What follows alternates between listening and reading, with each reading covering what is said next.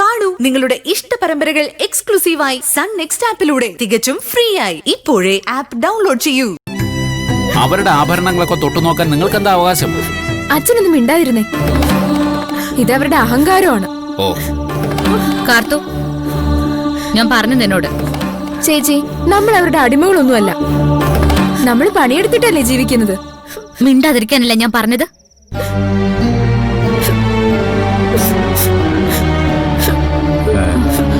വേദന കുറഞ്ഞ മോളെ.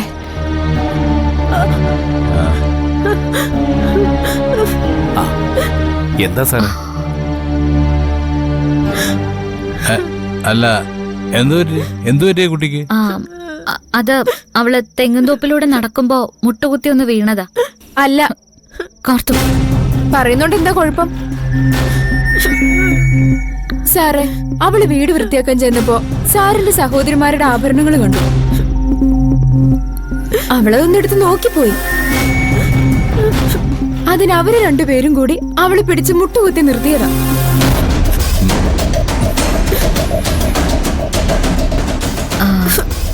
അത് സാരമില്ല സർ, അവളെ തെറ്റ് ചെയ്തിട്ടല്ലേ. ഇവര് അങ്ങനെയുള്ള ആഭരണങ്ങളൊന്നും കണ്ടിട്ടില്ലല്ലോ, അതുകൊണ്ട് പറ്റിപ്പോയതാ.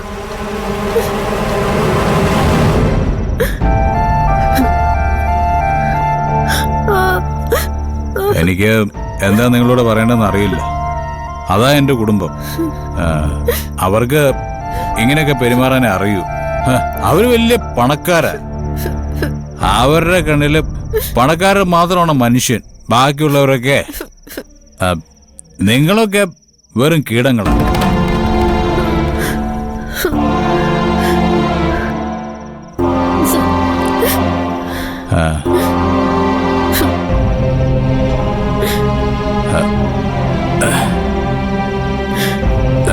ഇത് മോള് വെച്ചു.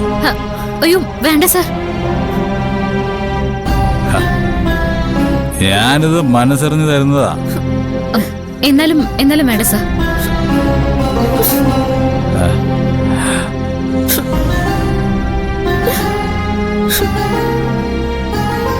ഇതിന് നാളെ ഉണ്ടാവുന്ന സംസാരങ്ങൾ എത്രയാണെന്ന് സാറിന് അറിയില്ല.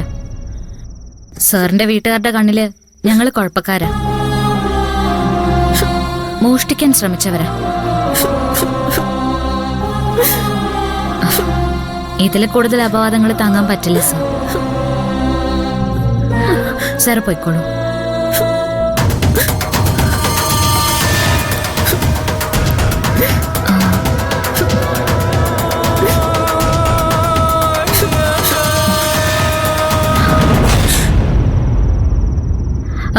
സർ,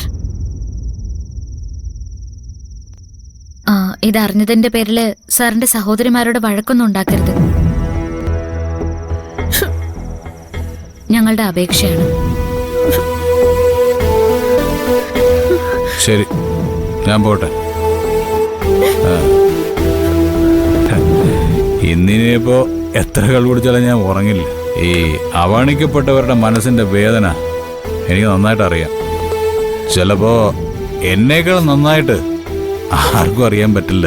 എന്നാ ഞാൻ പോട്ടെ. Good night.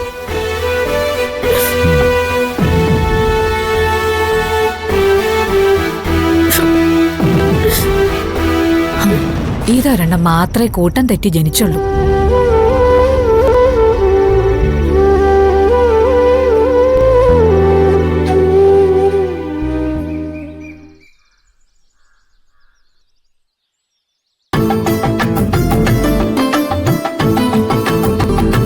എന്താ നന്ദിനി വിളിച്ചത്?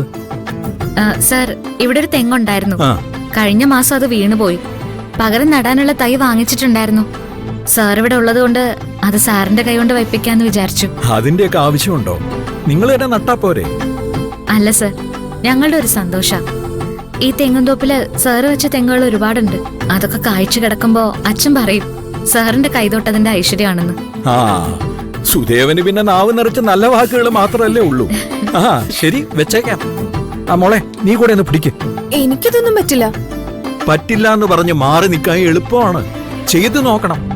മോളെ നന്ദിനി, അതെടുക്ക്.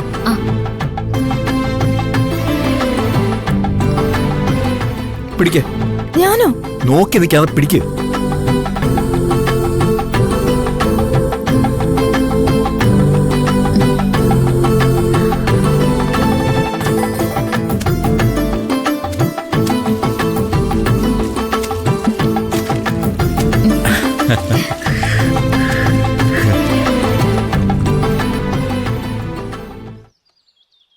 നിങ്ങളിവിടെ തെങ്ങ് വെച്ച് കളിച്ചോണ്ടിരിക്ക? നന്ദിനി മോൾക്കൊരാഗ്രഹം, ഒരു തെങ്ങിൻ തൈ ഞാൻ തന്നെ നടണമെന്ന്. ഞാനും വേദമോളും കൂടിയാണോ നട്ടത്? അയ്യാടാ, നന്ദിനി മോളുടെ ആഗ്രഹം. ഇവള് ചെയ്തു കൂട്ടിയ കാര്യങ്ങളുടെ ബാക്കിയാ മറ്റുള്ളവർ ഇവിടെ അനുഭവിച്ചുകൊണ്ടിരിക്കുന്നത്. അച്ഛ, സൂര്യയെ കാണുന്നില്ല, വിളിച്ചിട്ട് കിട്ടുന്നുമില്ല. അവൻ എവിടെ പോയെന്ന് ആരും പറയുന്നുമില്ല. ഏയ്, എന്നോട് പറയാതെ അവൻ ഒരിടത്തും പോയില്ല. എല്ലാം ഇവള് കാരണമാണ്. അവന്റെ വിവാഹ കാര്യത്തിന് വേണ്ടിയാണ് നമ്മുടെ യാത്രയെന്ന് ഇവളാണ് അവനോട് പറഞ്ഞത്. പോകാനുള്ള മാർഗവും ചിലപ്പോ ഇവള് തന്നെ ശരിയാക്കി കൊടുത്തിട്ടുണ്ടാവും.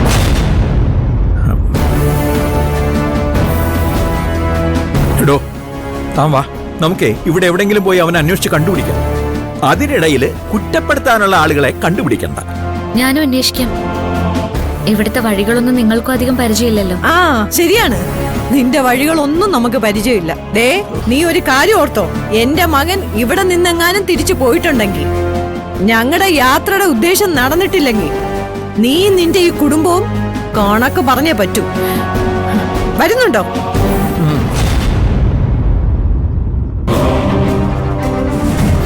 മമ്മിയുടെ തീരുമാനങ്ങളെ ഡാഡി പോലും ചോദ്യം ചെയ്യില്ല.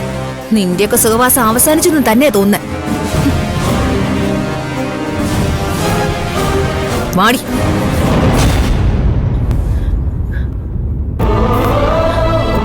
ചേച്ചി, ഞാനൊന്ന് പോയി അന്വേഷിച്ചിട്ട് വരാം.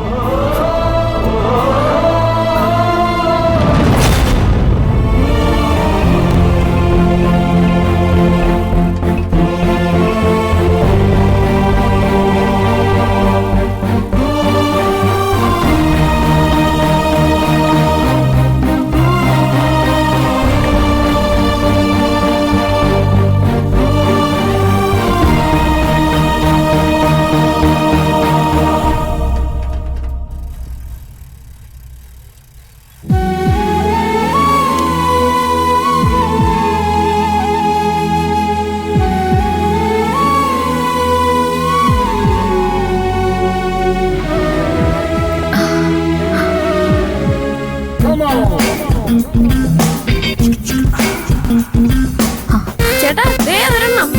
ഇപ്പൊ നോക്കിക്കോ. സൂര്യ സാർ, ഞങ്ങളെ മീൻ പിടിച്ചോണ്ടിരിക്കുക. ഇവരെ കണ്ടോ? നല്ല പിള്ളേരാ. സാറിന് അവിടെ എല്ലാരും അന്വേഷിക്കുന്നുണ്ട്. അന്വേഷിച്ചോട്ടെ, അതിനെനിക്കെന്താ? അവിടെ വന്ന് അവരുടെ മുഖം കാണുന്നതിനേക്കാൾ നല്ലത് ഇവന്മാരുടെ കൂടെ